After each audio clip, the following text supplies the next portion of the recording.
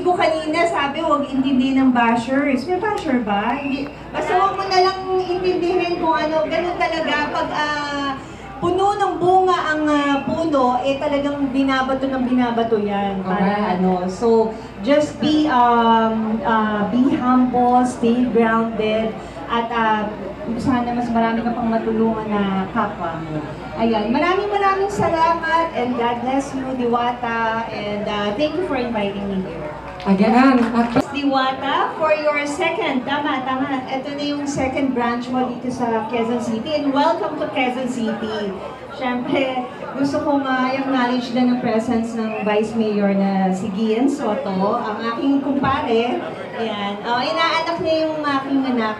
At eto, sana suportahan niyo po si Diwata tulad ng pagsuporta ng mga ibang kapwa natin dun sa main branch niya. At dapat pakita niyo na mahilig din ng mga taga Quezon City dito sa pagkain. At alam ko naman ng pares hindi nawawala sa uso yan. All-time favorite yan, kahit asawa ko paborito yung pares.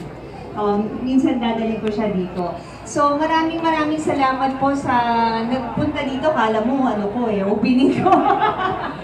Okay, Diwata. Yun. Narinig ko kanina, sabi huwag intindihin ng bashers. May basher ba? Hindi. Basta huwag mo na lang intindihin kung ano. Ganun talaga. Pag puno ng bunga ang puno, talagang binabato ng binabato yan. Para ano. So, just be humble, stay grounded, at sana mas marami ka pang matulungan na kapwa mo. Ayan, maraming salamat, and God bless you, Diwata, and thank you for inviting me here. again, palakpakan mo natin! And next to